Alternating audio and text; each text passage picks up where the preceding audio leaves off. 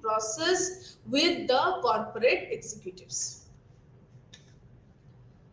The next is the millennials in the Gen Z. The millennials now are significant, who are considered as the significant part of the global workforce and consumer base, have prioritized ethical and sustainable business practices.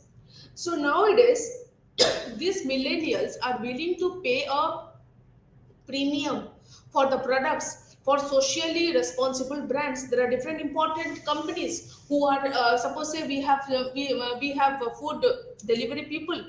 They say that if you are ordering some product, you can you donate, can you contribute more 2 rupees for what? Now for CSR. And people, the millennials nowadays are also concerned, are nowadays also conscious, and they are paying that amount. So this trend is mirrored by Gen Z now, further compelling the businesses to align their operations with the social and the environmental values. Next is the consumer expectations and the market trends. According to Nielsen Global Survey, 50% of the global consumers are willing to pay more for what? For the socially responsible products, and 64% prefer the companies that take a stand on the social issues. So these consumer preference underscores the necessity for businesses to integrate the CSR into their core strategies to remain competitive and relevant. Next is the ongoing focus of business research. Now, over the past 50 years, the business research has increasingly focused on CSR themes. So what are the CSR themes? Like, say, we have the environmental sustainability, ethical practices, human rights, poverty elevation, so on and so forth. So, these areas are remaining central to the discussions about corporate responsibility and its integration into business operations. Now, once we have understood this part, now we'll discuss what is the CSR and international business. So, since 1960s, the CSR has integrated into business strategies that we discussed also in our previous class. That is evolving from philanthropy to a core component of corporate identity. And by 1990, CSR has become a significant trend in the global business environment, reflecting on a growing concern for the corporate image and societal impact. Second is the interconnection of the CSR and the business. We have the resource dependence, where businesses are relying on the societal resources and in turn have a responsible towards the society. So CSR is representing the intersection of the business interest with the societal welfare, thus addressing the concerns of the employees, the customers, and the broader community at large. Second is the public perception. The CSR is enhancing a company's public image and is aligning with the growing expectation that businesses act responsibly. Third is the challenge for CSR. What is that is the normative challenge. CSR requires businesses to balance profit making with the ethical and social responsibilities. According to Carroll, there is a need for the companies to be accountable. Only taking the responsibility will not solve our purpose. The companies has to be accountable to the society and the stakeholders, which is beyond just shareholders. Next is the global issues and the business responsibility. We are discussing here about the societal problems. Now, when there is an increase in global challenges, such as we have the poverty, unemployment, violence, environmental issues, it is requiring more of business intervention. So businesses may not solve all the societal problems. They must contribute to addressing these issues not only locally but also globally. Now, coming to the perspective of CSR, there are two important perspectives. One is the classical view, another one is the modern view. When I'm talking about the classical view, it is championed by Milton Friedman. It argues that the sole responsibility of the business is to maximize the profit for the shareholders, and CSR and ethical concerns are the secondary element to profit generations. But now, according to the modern view, it is advocating that businesses should consider broader societal impacts and it must be accountable to all the stakeholders, not just only the shareholders. So, this perspective supports the integration of ethical and moral responsibilities into business operations. Next, we have the changing business landscape. Now, how? Now, through globalization and self-regulation. Now, with the rise of this globalization and the entities like the WTO, that is the World Trade Organization, it has again reshaped the international business dynamics. So, the reduction of the regulatory frameworks and the emergence of the powerful MNCs have altered the business environment.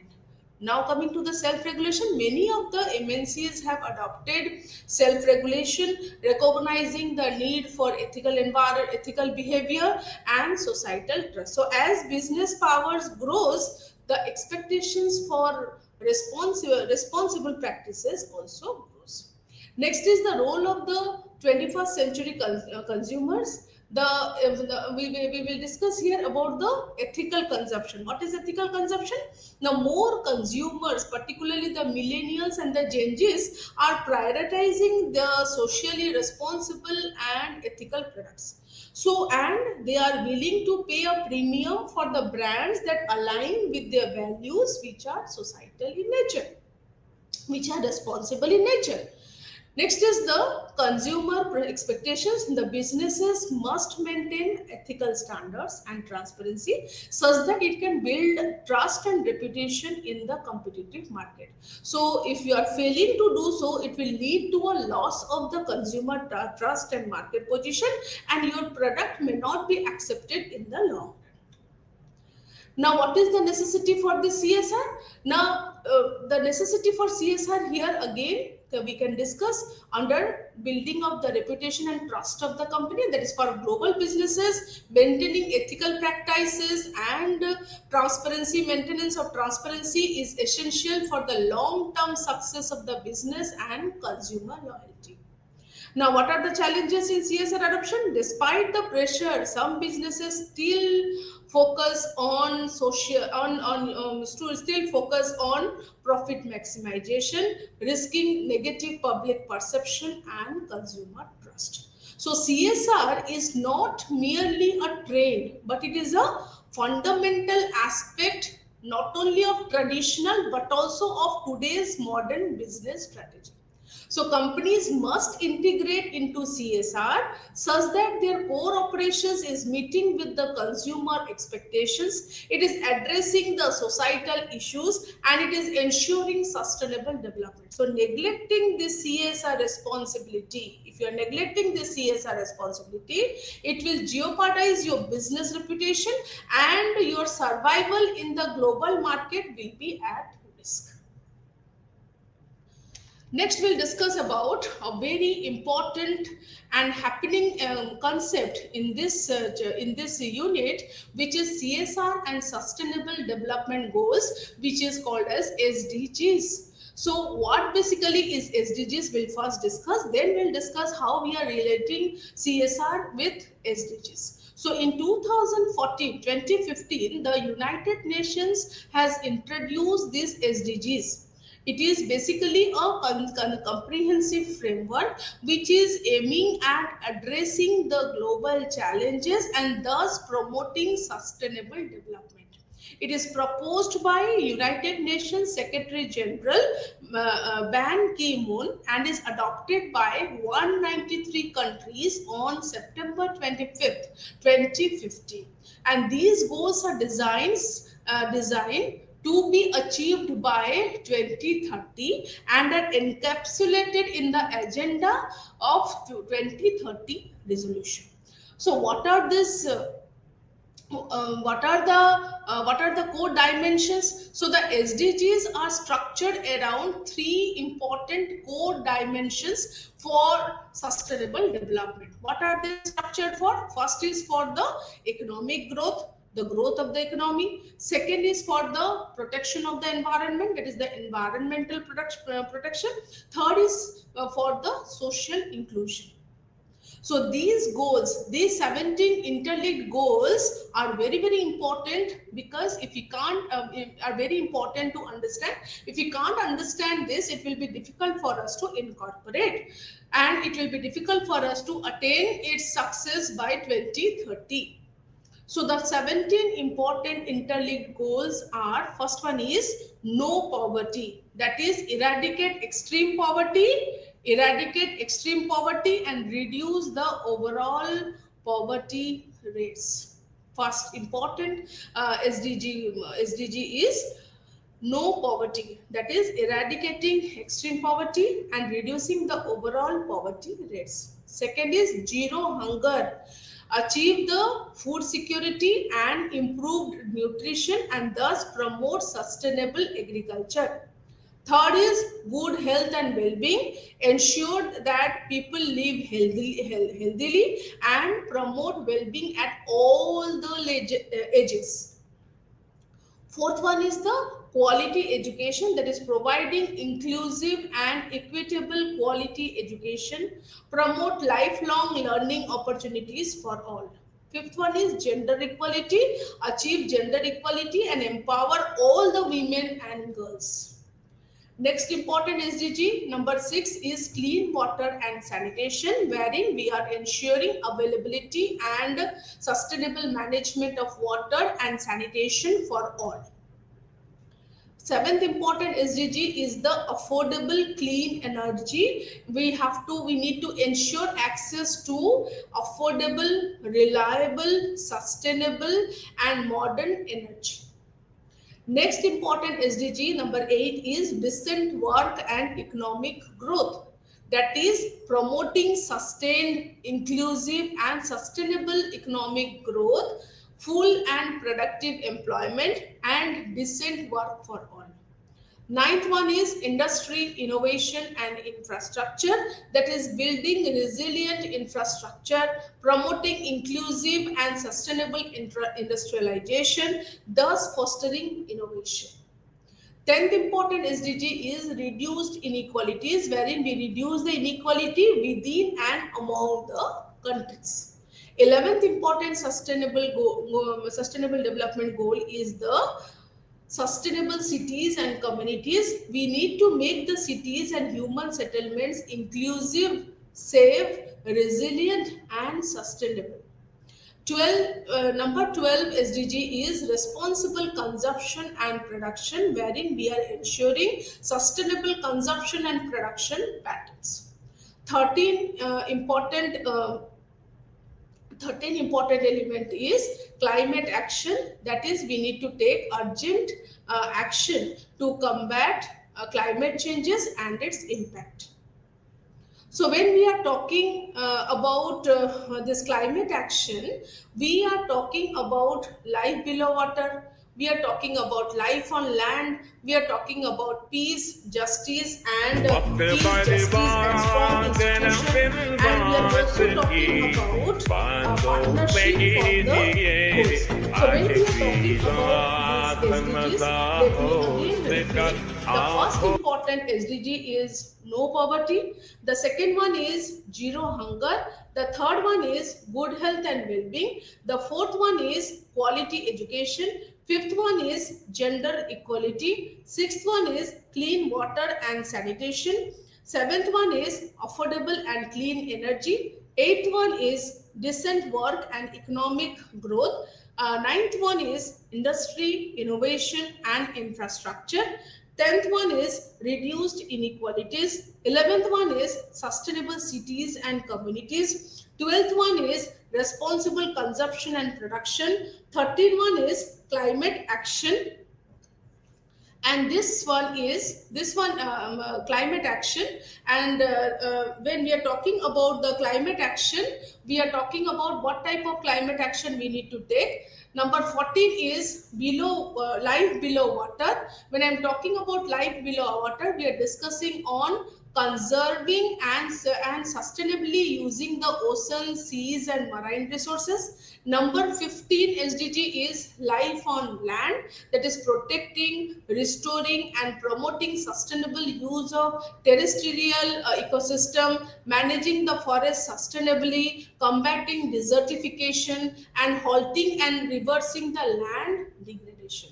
Number 16 is peace, justice, and strong institutions, wherein we are promoting peaceful and inclusive society such that we can provide access to justice for all and thus build effective and accountable institutions. Number 17 SDG is the partnership for the goals. That is, we need to strengthen the means of implementation and revitalize the global partnership for the sustainable development.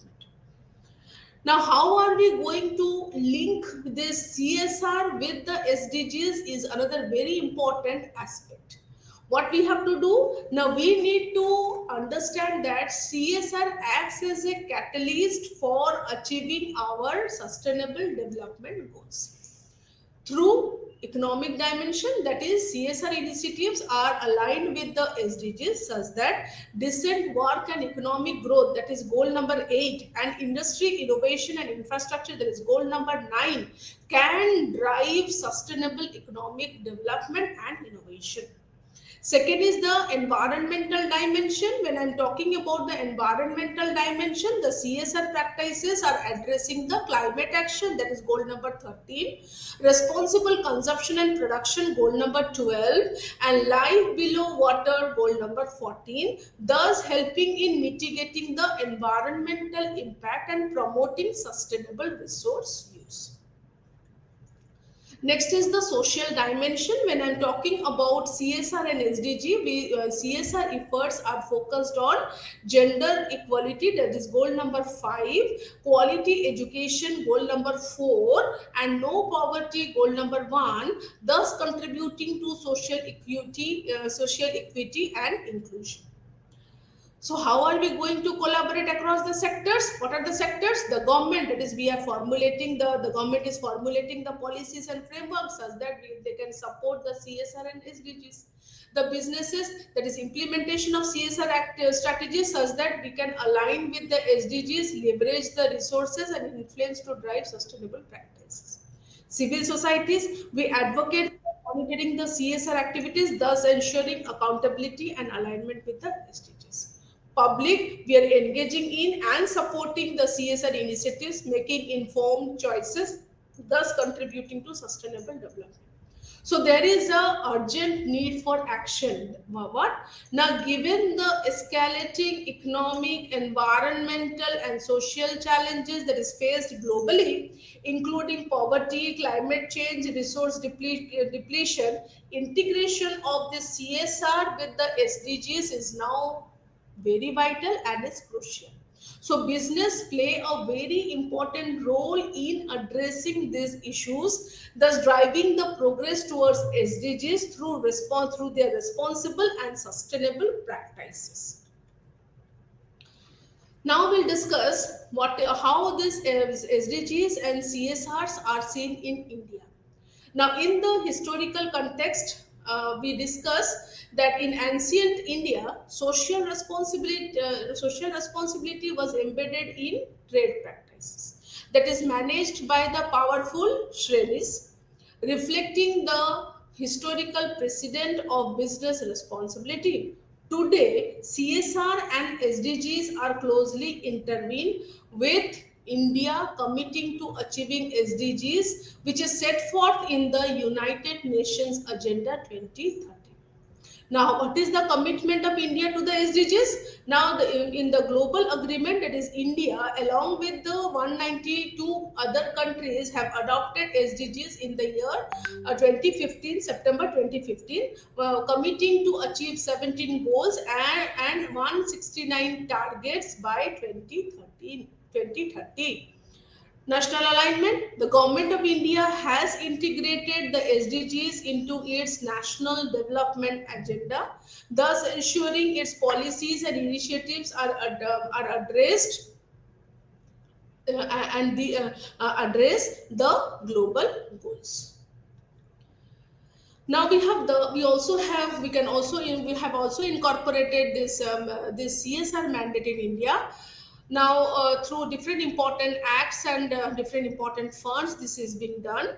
Therefore, first is it is being done through the introduction of CSR regime in Companies Act 2013. India has introduced a mandated CSR framework through section 135 of the Companies Act. This law requires the companies to allocate 2% of their average net profit from the past 3 years towards CSR activities. This is very important.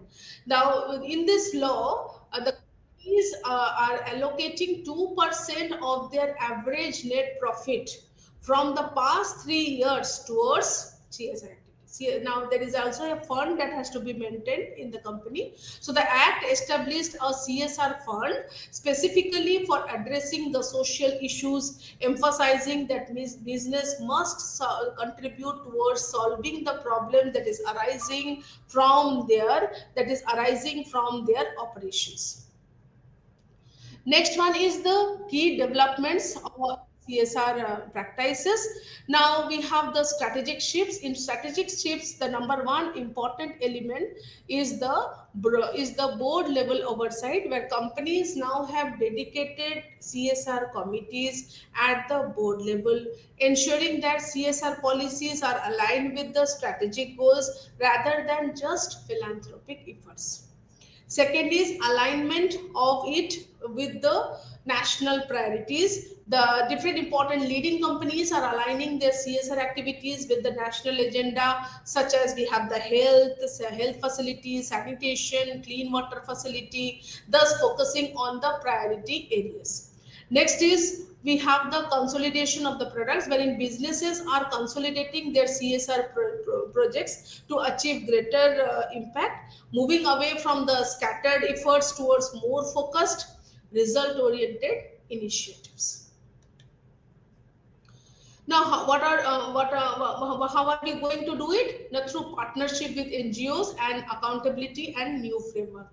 Now, here when we are talking about partnership with NGOs, companies are collaborating with NGOs and social sector organizations to implement CSR projects effectively, leveraging the external expertise for better outcomes. Second is accountability and new framework. The CSR mandate has introduced a new framework of accountability, making the business more responsive and emerging social issues. Now, what are the pre 2013 CSR practices? Even before the Companies Act 2013, companies like Tata's and Birla's were involved in significant CSR activities, contributing towards the community development and earning respect for their ethical practices, and that is the reason why they are still sustainable. Now, the legacy of trust, these early adopters have set high ethical standards and have built trust, positioning themselves as responsible and respected entities compared to the foreign brands operating in India. Now, what is the impact of this CSR mandate? There is more of accountability with the companies. So, there is a regulatory pressure. The Companies Act 2013 has brought previously non-compliance companies under the scrutiny of the Government of India, thus ensuring a broader participation in the CSR activities. There is focus on effectiveness. The mandate of CSR framework has encouraged the business to adopt more structured and impactful approaches towards the social responsibility. Now, this is what we discussed about the CSR in India. Now we'll discuss about the CSR and the conflict. Now I will tell you one very important thing. In the today's global landscape, conflicts are unfortunately real and is impacting the societies like anything. So business operations in and around conflict zones face more problems, challenges, but also play a significant role in mitigating the conflict and promoting stability through CSR practices. So the instability in the regions like West Asia, parts of Africa, and ongoing global tensions have highlighted the urgent need for business to adopt responsible practices in these regions. So how are we doing it? Now, see, we need to understand the CSR strategies, the different important CSR strategies for conflict zones. First one is the comprehensive assessment. Herein we assess the needs and the risk. The businesses, it is suggesting that the businesses should conduct detailed assessment to understand the socio-political and economic conditions of the conflict zones. It includes evaluating the risk which is associated with the business operations and the needs of the local communities, because it is the local communities who are going to work in this. If we are not in a position to meet the needs of the of the local community, it will be difficult for us to carry forward with our work. Second is we need to go for dispute resolution. Now when I'm talking about resolution of the dispute, we need to resolve the dispute constructively. So the company should work to resolve the conflicts within the communities in a constructive manner. We need to understand the problems. We need to see who are involved in the problem. So we need to engage a local mediator and foster dialogue which can help in addressing the grievances and thus reducing tensions. Now, when I'm talking about dispute resolutions, another very important aspect is the best practices in security. We need to hire the security professional because it will help in adopting the international best practices when hiring the security personnel. It involves ensuring that security practices do not contribute to human rights abuses. They take care of that, or exaggerate the local conflicts. We need to avoid the harmful practices by refraining the people from supporting armed groups. So the company should avoid providing funds or resources to the armed groups, because once they are strong, they will again create problems which will be difficult for us to set it right. So supporting such groups can prolong our conflict and thus contribute to human suffering. Next is we need to avoid the human rights violation. That is, we need to ensure that business operations do not contribute to human rights abuses. So it includes avoiding complicity in activity that is violating the human rights. Next is the anti-corruption measures. We need to prohibit bribery and corruption. We need to implement strict and anti-bribery and anti-corruption policies such that it can ensure that business operations are conducted with integrity and transparency. And once the transparency is maintained, then we need not have to, you need not have to answer to the people. Next is the community engagement. That is, we need to consult and communicate with the community. So we need to engage our local communities to understand their needs and concerns. So we need to also go for regular communication with the community, which will help in building the trust with the community, ensuring that the CSR initiatives are aligned with the local priorities. Because if it is not aligned with the local priorities and there is some gap in the communication, then it will be difficult for you to incorporate. Next is we need to adapt to the environment. We need to consider the operating environment. What we have to do, we need to tailor the business practices to the specific conditions of the conflict zone. So it will include adapting strategies to local customs and norms. Next is we need to collaborate with the stakeholders. We need to promote collaboration. So we need to work with civil society organizations. We have to work with the international organizations. We have to work with the local government such that we can enhance the impact of the CSR initiatives and thus support in peace building efforts. There are different important case studies which are being discussed on this area. One is the conflict diamonds. The background is as such the blood diamond or the conflict diamond crisis was identified in Africa, which is highlighting the severe impact of conflict-driven resource exploitation. Diamonds mined in the war zones were used to fund violent conflicts, leading to severe human right abuses. The one process was being incorporated, which is called as the Kimberley process. So, in response to this crisis, the Kimberley process certification scheme, that is the KPS, was established in 2000. This international initiative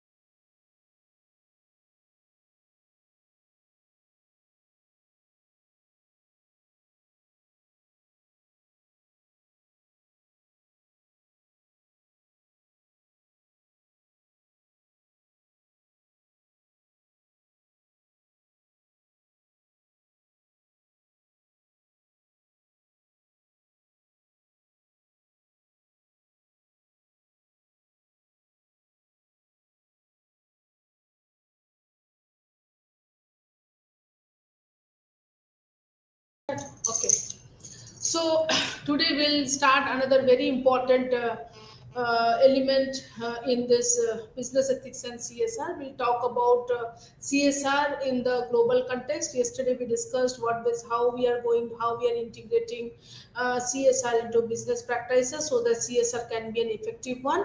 And today we'll discuss this in the global scene because after globalization there are a lot of changes which is happening, and CSR has taken advantageous place because without this business practices involvement of CSR into business practices, it will be difficult for us to assess about activities.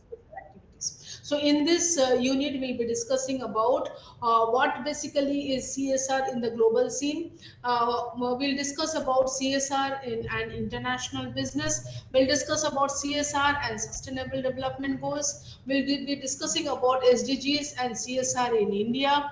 We'll discuss about CSR and conflict. We'll also discuss about CSR and social activism. And the last very important chapter that we'll be discussing is CSR a big farce? Now, starting with the evolution of CSR in the age of globalization. Now, how this rise of CSR has taken place. Now, with the globalization, which has underscored the importance of CSR in international business, companies today are operating in a more socially conscious environment where the stakeholders, including the customers, investors and shareholders, they demand transparency and accountability. So with the advent of information and communication technologies, that is the ICT, the public is now more informed, more vocal about their rights and their ethical standards into businesses. Next is the role of ICTs. The ICTs and the ICTs, which is the information and communication technology, has revolutionized the how information is shared, making the knowledge dissemination faster and more widespread than it was in the previous centuries. So this increase in transparency has led to a greater public scrutiny of business practices, pushing the companies to adopt socially responsible practices such that it can meet the social expectations. Next, we have the impact also of the international non-governmental organizations, that is the INGOs and the civil society organizations. Now, what it is suggesting that the INGOs and the civil society organizations are playing a crucial role for advocating this corporate social responsibility and accountability. Their activism pressures the companies to become more transparent and engage in public dialogue, balancing the profit motive with the social responsibility. So this shift has led to a more inclusive decision making process with the corporate boards. There is also the influence of the millennials and the Gen Zs, where the millennials are playing a significant role in the global workforce and consumer base, and prioritizing their ethical and sustainable business practices. They are willing to pay the premium for the products from the socially responsible brands. So, suppose we go for purchasing this, you contribute this towards the development of the girl child, and they go for contributing, say suppose 2 rupees or 5 rupees or whatsoever. This is what people have accepted. So this trend is also mirrored by our Gen Zs, and further compelling the business to align with their operations with social and environmental values. Next, we have the consumer expectations and market trends. So, according to Nielsen Global Survey, 50% of the global consumers are willing to pay more for the socially responsible products, and 64% prefer companies to that take a stand on the social issue. So, this consumer preference underscores the necessity for businesses to integrate the CSR into their core strategies to remain competitive and relevant. Next is the ongoing focus of business research. Over the past 50 years, the business research has increasingly focused on CSR themes such as environmental sustainability, ethical practices, human rights, poverty elevation, so on and so forth. So these areas are remaining central to the discussion about corporate responsibility and its integration into the business operations. So this is what is the background. This is what is the evolution of the CSR. Now we'll discuss the CSR and the international business, because if we are talking about business today, we are talking about CSR. So how is this evolution taken place? Now, since 1960s, the CSR has integrated into business strategies, evolving from the philanthropy to a core component of corporate identity. So by 1990, CSR has become a significant trend in the global business, reflecting on growing concern for the corporate image and societal impact. So there is interconnection of the CSR and the businesses. We are now talking about this resource dependence. Businesses are now relying on societal resources and are in turn having a responsibility towards the society. CSR are representing the intersection of the business interest with the social welfare, addressing the concerns of the employees, the customers, and the broader community. Now, what is the public perception? Now, CSR is enhancing a company's public image and is aligning with the growing expectations that the businesses act responsibly. Next is the we need to understand the challenge of CSR. The CSR now requires businesses to balance profit making with the ethical and social responsibilities. But according to Carroll perspective, which is highlighting the need for companies to become accountable to the society and stakeholders beyond the shareholders. Now, there are different important global issues and business responsibility. Now, so there are societal problems. It incorporates the societal problems. There is increased global challenges. What are the global challenges? Poverty, unemployment, violence, environmental issues, which is requiring the intervention of the business. Now, while business may not solve all the societal problems, they must contribute to addressing the issues both locally and globally. Now, coming to understanding the perspectives on CSR, there are two important perspectives we can find out. One is the classical view, which is being championed by Milton Friedman. In his view, he argues that the sole responsibility of any businesses is maximization of the profit for the shareholders, and CSR and ethical concerns are secondary to profit generation. But now, in the modern scenario, it is advocating advocates argue that business should consider broader social impacts and must be accountable to all the stakeholders, not only just shareholders. So this perspective supports the integration of both the ethical and the moral responsibilities into business operations. Next is the changing business landscape. We discuss about globalization. With the rise of globalization, the entities like the WTO, that is the World Trade Organization, has reshaped the international business dynamics. There is the reduction of regulatory frameworks and emergence of powerful MNCs have altered the business environment. Many MNCs have adopted self regulation, recognizing the need for ethical behavior and social trust. So, as business grows, expectations for responsible practices also grows. Now, coming to the role of the 21st century consumers, the people are now concerned about the ethical consumption. Many of the consumers, particularly the millennials and the Gen Zs, they're prioritizing the social responsibility and ethical products. Socially responsible and ethical products. They are willing to pay a premium for the brand that is aligning with their values. Next is the consumer expectations. Businesses must maintain ethical standard and maintain transparency such that they can build the trust and reputation in the competitive market. If you are failing to do so, it will lead to loss of the consumer trust and market position. Now let us understand the necessity for CSR. What is the necessity of CSR? It will help in building our trust and reputation. So for global businesses, maintaining ethical practices and transparency will help in long-term success and consumer loyalty.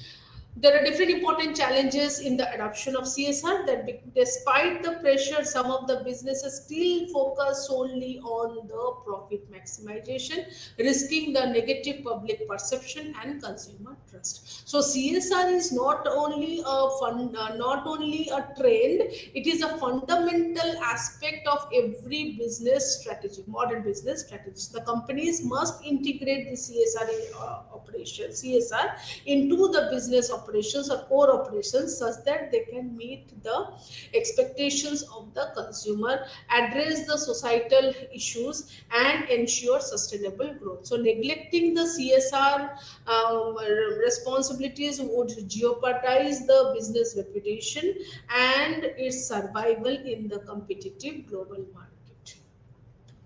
Now, coming to the most important aspect of CSR, that is how the now CSR is integrated with the SDGs.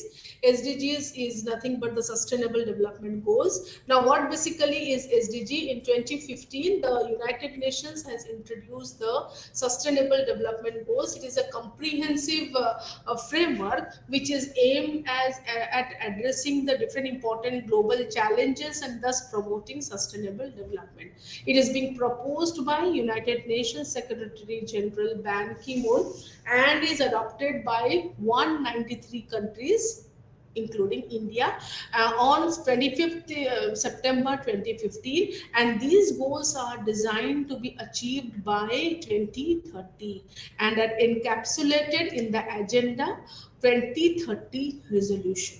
There are 17 important sustainable development goals which are structured around three important core dimensions for sustainable development, that is the economic growth, the environmental protection, the social inclusion. There are 17 in these 17 important interlinked goals are first important goal is the no poverty, that is eradicate extreme poverty and thus and reduce the overall poverty rate. Second important SDG is the zero hunger, that is achieve food security and improved nutrition and promote sustainable agriculture.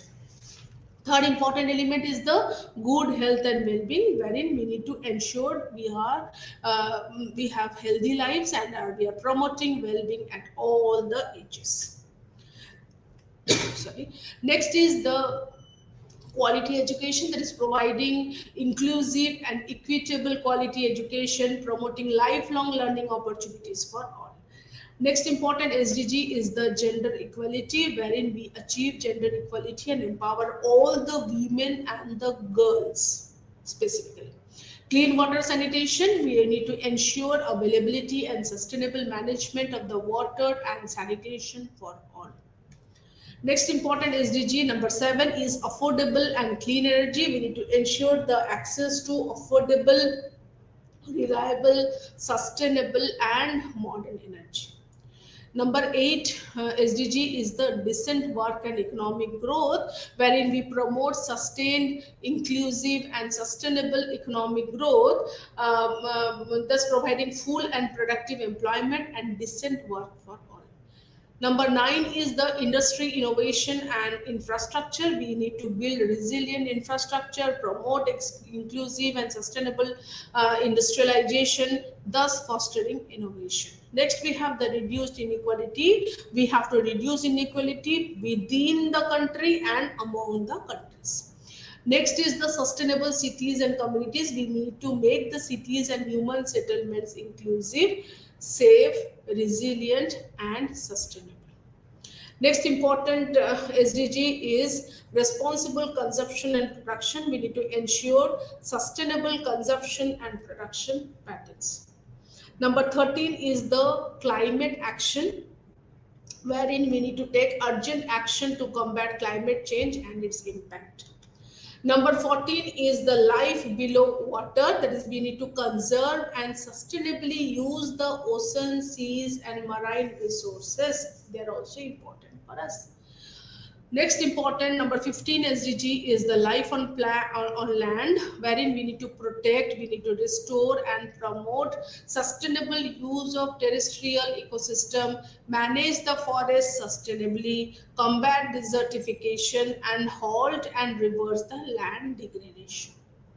Number 16 SDG is peace, justice, and strong institution, wherein we need to promote peaceful and inclusive societies, provide access to justice for all, and thus build effective, accountable institutions.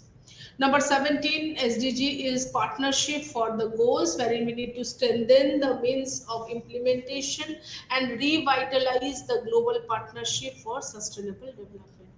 So we need to link this CSR with the SDGs, where CSR acts as a catalyst, obviously, for achieving SDGs through economic dimensions, where it is suggesting that CSR initiatives are aligned with SDGs, such as decent work and economic growth, SDG 8, industry innovation and infrastructure goal number 9, which can drive the sustainable development and innovation. Next is the environmental dimension. So CSR practices are addressing the climate action, or CSR practices are addressing the climate action, that is the goal number 13.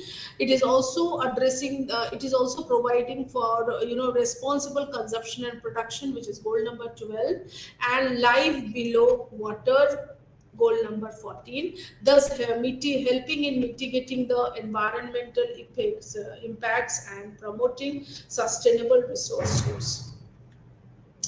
Next is the social dimension. CSR efforts are also focused on gender equality, that is goal number 5, quality education for all, goal number 4, and no poverty, goal number 1, thus contributing towards social equity and inclusion. So the collaboration is not with one sector, it is across the sectors, which include the government, the businesses, the civil societies, the public.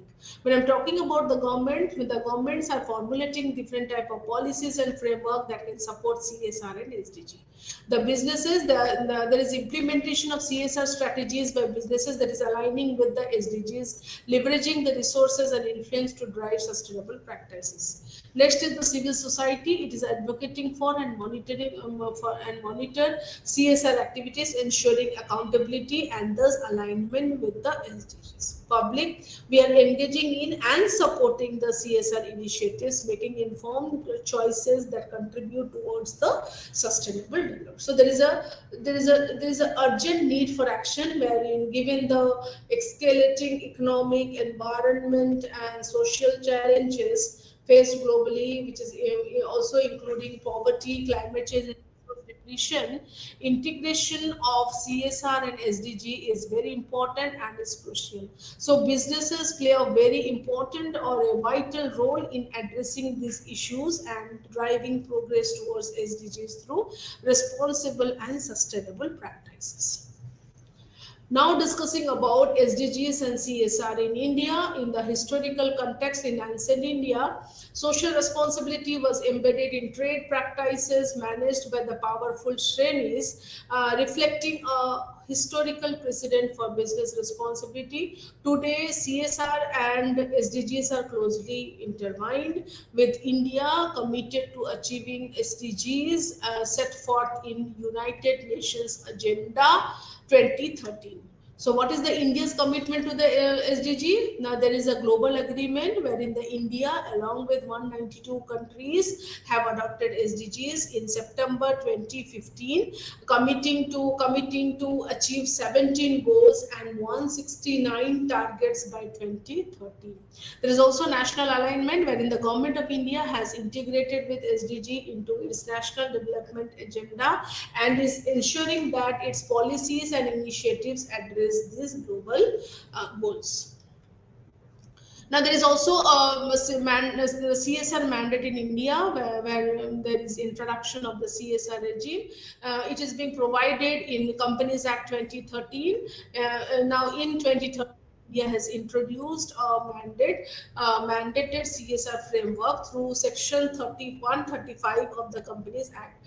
Now, this law requires the companies to allocate 2% of their average net profit from the past 3 years towards CSR activities. Now it has also created, asked the companies to create a CSR fund wherein it will specifically address the social issues, emphasizing that business must contribute towards solving the problem that is arising from their operations.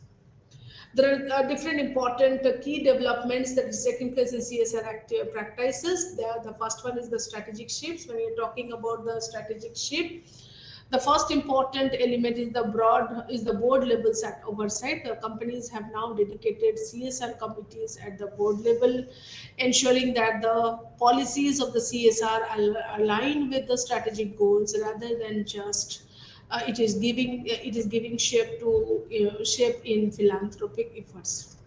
Next is there is alignment with the national CSR the alignment of CSR with the national priorities, that is leading companies are now aligning with the CSR activities with national agenda such as health, facility or sanitation, clean water, thus reflecting a focus on the priority areas. There's consolidation of the projects wherein the businesses are consolidating their CSR projects to achieve greater impact, moving away from the scattered efforts towards more focused towards most result oriented initiatives.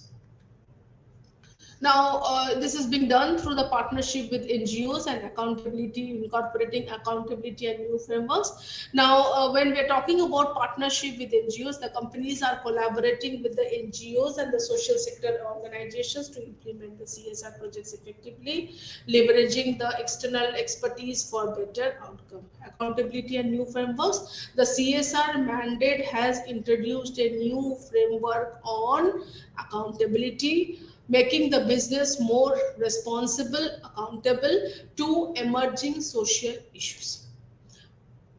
Now, before 2013, before the implementation of this act, Companies Act 2013, the companies like Tatas and Birlas are also engaged in significant CSR activities, contributing towards the community development and thus earning respect for their ethical practices. So there is a legacy of trust with the companies. So as these early adopted set high ethical standards and build trust among the people, they position themselves as responsible and respected entities compared to the foreign brands operating in India. So, what is the impact of the CSR mandate? So, when the CSR mandate was being incorporated, there was more of, or you may say, there is increase in accountability. So, there is enhanced accountability. So, through this regulatory pressure, it has brought previously non-compliant companies under the scrutiny of government of India, ensuring broader participation in CSR. It has also focused on effectiveness, wherein the mandated CSR framework has encouraged the business to adopt more structured and impactful approaches to social responsibility.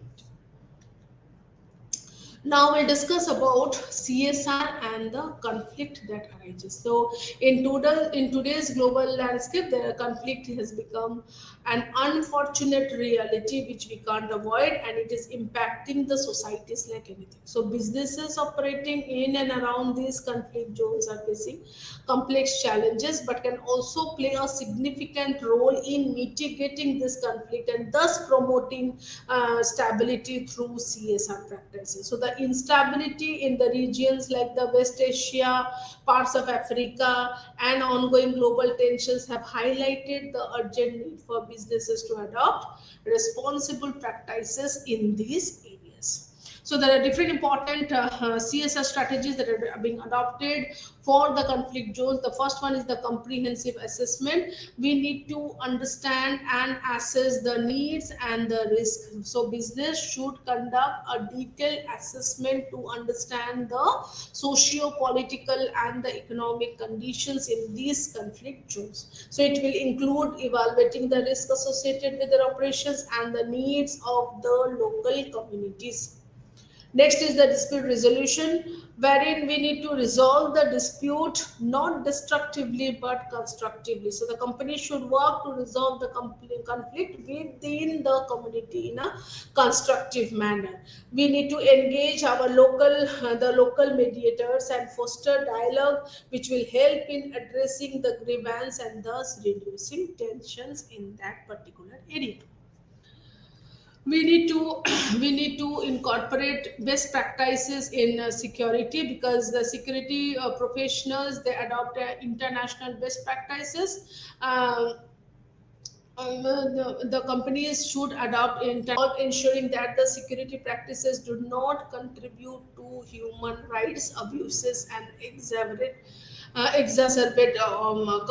local conflict. We need to avoid the harmful practices by refraining from supporting the armed groups. So companies should avoid providing funds or resources to the armed groups, support such groups for prolonged conflict, and contribute to human suffering. It should also avoid the human rights violations. It should ensure that business operations do not contribute to human rights abuses. It includes avoiding complicity in activities that is going to violate the human rights. Next is the anti-corruption measures. That is, we need to prohibit bribery and corruption in the companies. That is, we need to implement strict anti-bribery and anti-corruption policies such that we can ensure our businesses are conducted with integrity and transparency. Next is we have to incorporate ourselves into community engagement programs. That is, we need to go for consultation and communication. We need to engage our local communities to understand what their needs are and what are their concerns. We have to go for regular communication, thus helping building trust and ensuring that CSR initiatives are aligned with the local priorities. We cannot avoid the local priorities and carry forward the work, otherwise it will not be acceptable to the community. We need to adopt the environment that is considered the operating environment, the tailor business practices to the specific conditions of the conflict zone. It includes the different important strategies to local customs and norms. We need to collaborate with the stakeholders, wherein we need to promote collaboration. We need to work with the civil society organizations. We need to work with the international organizations. We need to work with the local government such that we can enhance the impact of the CSR initiatives and support the peace building efforts. There are different important case studies in this area. The first important case study that we'll be discussing is on the conflict diamonds. The background in assess the blood diamond or the conflict diamond crisis was seen in Africa. It highlighted the severe impact of the conflict-driven resource exploitation, and it was seen that the diamonds mined in the war zones were used to fund violent conflicts, thus leading to severe human rights abuses. So this process was being incorporated in response to this crisis. The Kimberley Process Certification Scheme was established in 2000, and this international initiative aimed to prevent the trade in conflict diamonds by certification requirements, ensuring that the diamonds exported from member countries are conflict free. Second is it went for international collaboration, that is, it involved the government, the diamond industry, and the civil society organization, that is, the CSOs, in monitoring and enforcement. Now, what's the impact? Now, despite the challenges and occasional non-compliance, the Kimberley process has been a pioneering efforts to address the link between the resource exploitation and conflict. So there are different important challenges and opportunities. The first one is the security risk. What is the security risk? Now, we need to ensure the safety of the employees and assets through robust security measures, thus avoiding actions that may worsen the local conflict. Because if the conflict worsens, then it will be very much difficult to manage the scene. Next is the political sensitivity. We need to navigate the complex dynamics wherein the businesses must be sensitive to political context and avoid taking the sides in conflicts. That is, neutrality and respect for local customs are very, very crucial. Third is measuring the impact. That is, we need to go for regular assessment. We need to continuously evaluate the impact of the CSR initiatives such that we can ensure that they are effectively contributing to conflict resolution and towards community development. So, operating in the conflict zones presents a significant challenge. Presents a significant challenge and also opportunities for the business to contribute positively towards the CSR. So, by adopting these responsible practices, engaging in community development, communities, collaborating with international and local stakeholders, business will help in mitigating conflict and promoting stability. So, the example of the Kimberley process illustrates how this collaborative efforts of the people or of the community can address the severe issues like conflict diamonds and offer some model for business operating in conflict prone regions. So, business face substantial obstacles in conflict zones. Proactive and ethical CSR practice can foster peace, support local communities, and ultimately contribute towards the long term stability and development. Now we'll discuss about the corporate social responsibility and social activism.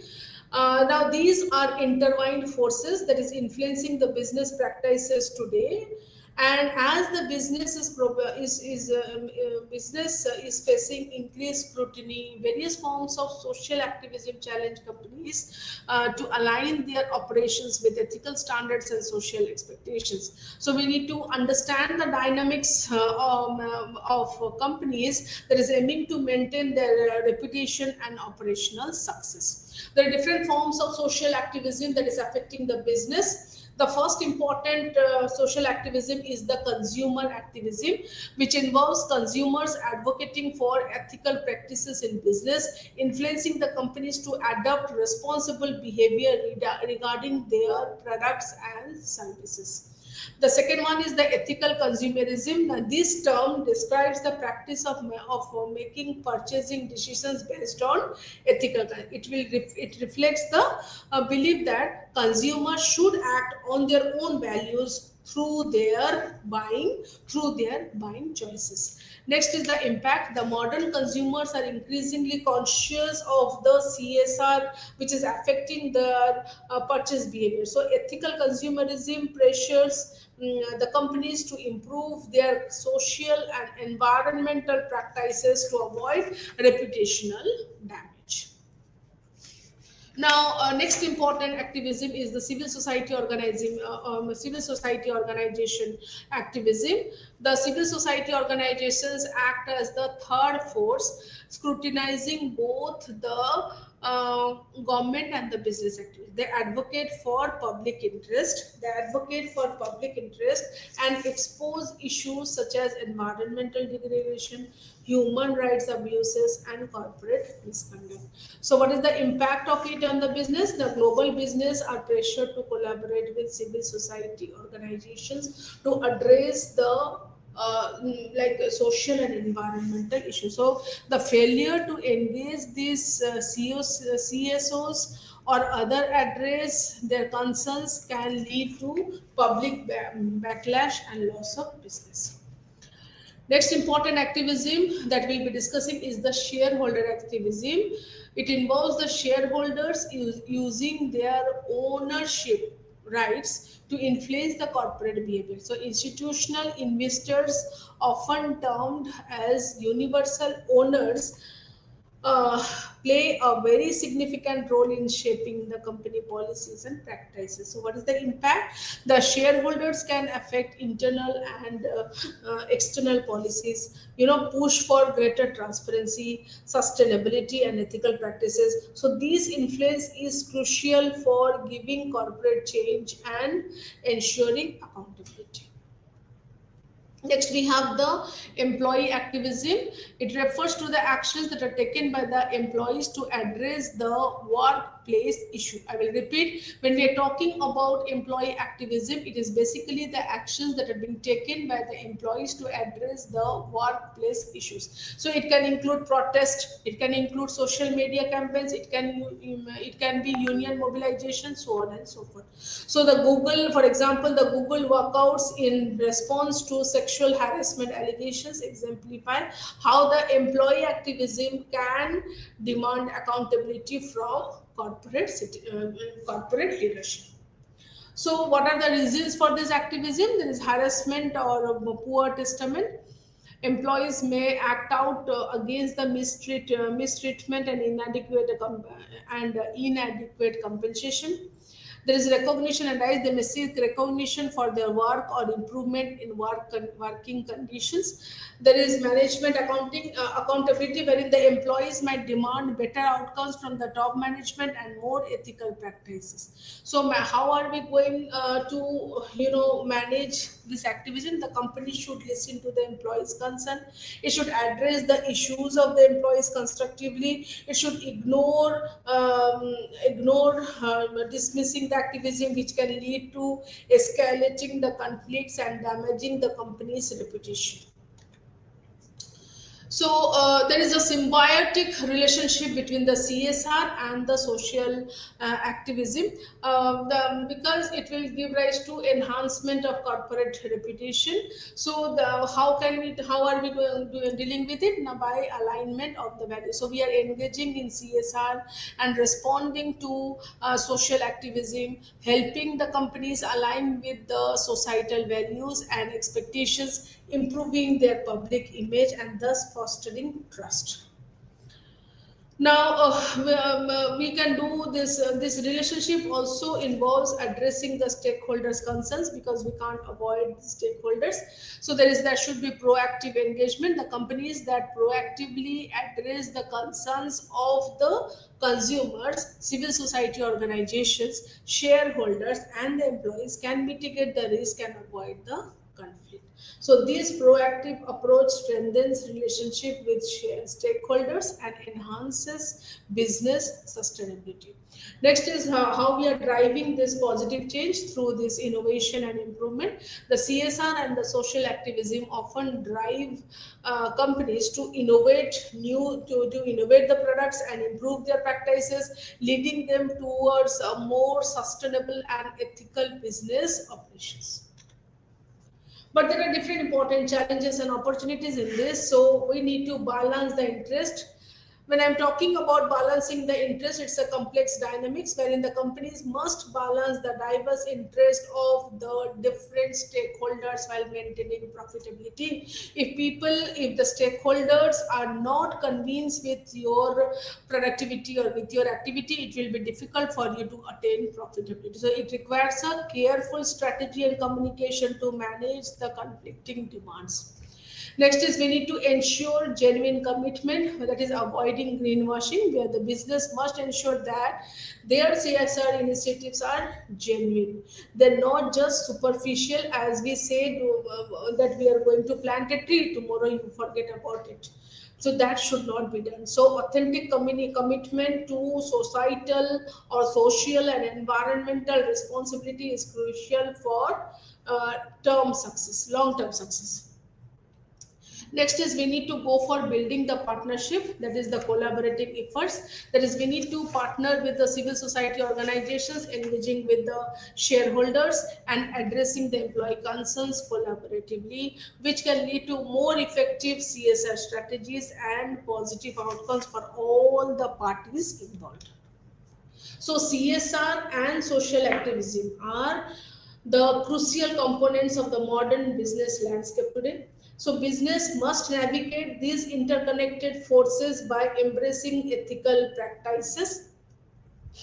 We need engaging with stakeholders and addressing the social and the environmental concerns. So when we are doing so, the companies can enhance their reputation, can build trust, can contribute to a more sustainable and just world. So, the evolving nature of the social activism, highlighting the need for businesses to stay responsive and responsible in their operations, ensure that they meet the expectations of the consumer, employees, shareholders, civil society organizations, so on and so forth. So last part we have come to the discussion with that is CSR a farce? Yeah, CSR is considered now as an integral aspect of every business operation that is reflecting on companies' commitment to operating in a socially and environmentally responsible manner. So it encompasses a range of practices which is aimed at contributing to well-being of the community and thus addressing the societal changes. So what are the core aspects of this CSR? The first important core aspect of CSR is the business responsibilities. Now, CSR is a fundamental responsibility of businesses. So, which is growing in importance as companies expand their operations. So, in an ongoing commitment rather than a time-bound activity, it is integral to the company's long-term survival and success. Second is the strategic and the goal is CSR functions both as strategic approach and a set of goals. Traditionally, the companies are engaged in CSR to enhance the community welfare. However, there is increased pressure to align the CSR initiatives with the business objectives, thus ensuring that they contribute to tangible business results. These are the words that is being shared by Ranjan et al. In 2015. CSR should not be viewed only as a temporary or superficial initiative. Rather, it should be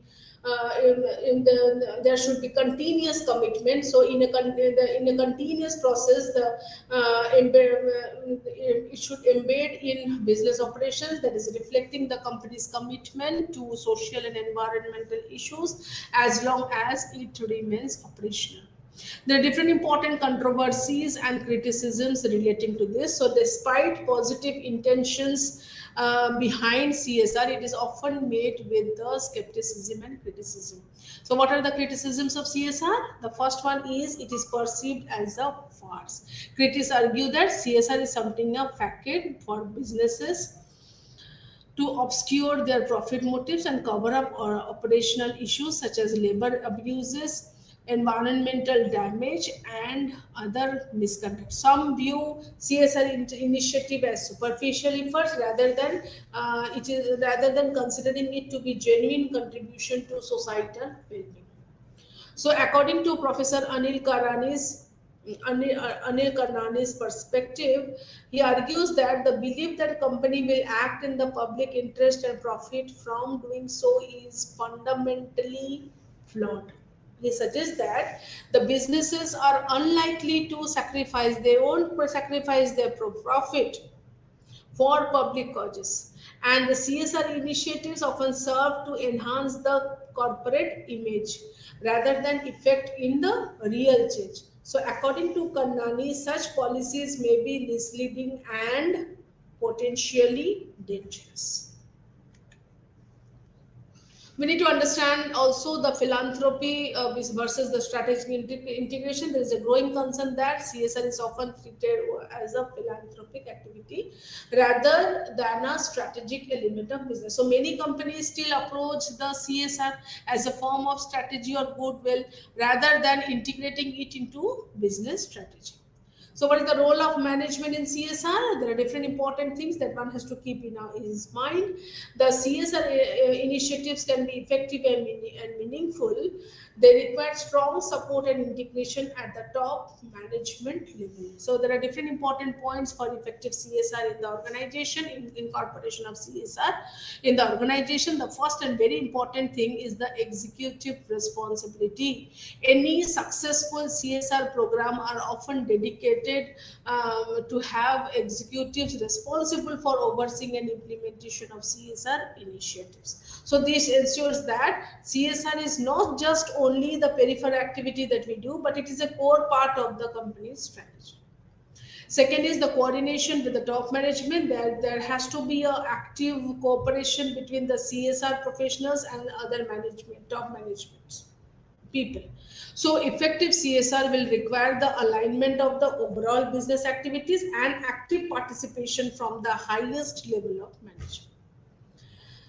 Now, it was also highlighting on avoiding the superficial engagement. The companies must move behind. The companies must move beyond superficial CSR activities and genuinely integrate themselves into social and environmental concerns into the business practices. So it will involve setting clear goals, measuring the impact, making meaningful contributions to the society, so on and so forth.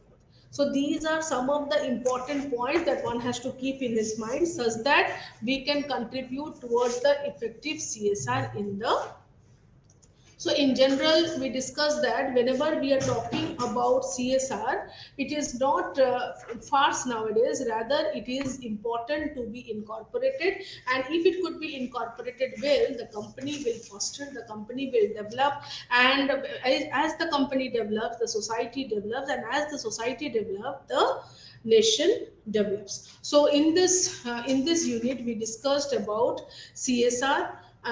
We discussed about CSR in the global context. We identified that CSR in global business has been carried out for long, and today with a myriad of institutions, government organizations, social actors, it has made us realize that corporate that they are bound to be responsive towards the social issues. So here in this chapter, we discussed that CSR in global business has become a boon both for the business and for the humanity at large. Thank you so very much for listening from me, and hope you have understood. In the next class, we'll discuss the last important aspect, which is considered, which is business ethics and CSR, the linkages. Thank you so much.